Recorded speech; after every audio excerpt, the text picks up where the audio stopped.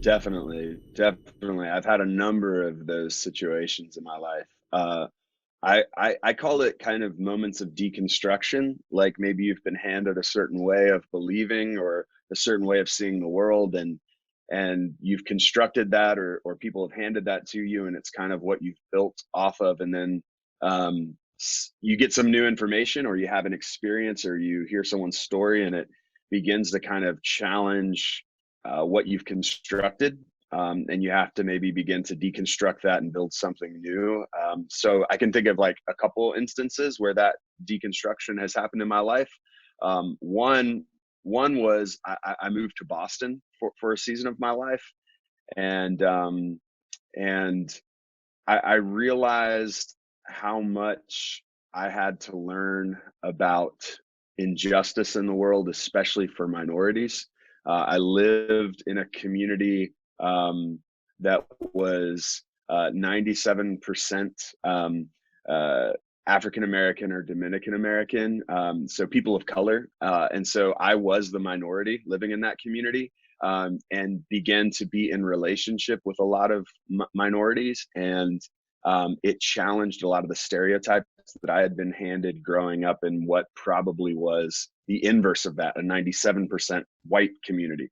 And so that experience and seeing some of the challenges that people faced that I was never aware of really opened my mind to see things a little differently around issues of race. And ultimately, then it just sparked my desire to become more educated. And I would say I'm still on that journey, even though it's been, you know, 10 plus years since I lived in Boston.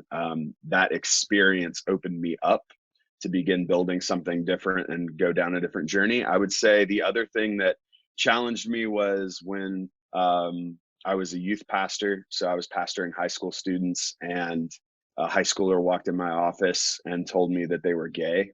And I had been handed one way of seeing that by my faith community, um, and seeing, having this experience and journeying with that student through that opened me up to a different way of even approaching that particular subject and sexuality in general. And again, opened me up to trying to become more informed, trying to understand, trying to figure out how to compassionately journey with a student who can't even tell their parents that they're having these feelings, but needs to tell somebody, and they chose to tell me. And so that's those are some moments that I think on my journey opened me up. And now I think I'm at the place to where, like, I want to live in enough humility that I'm open to whatever might need to be deconstructed that I firmly believe right now.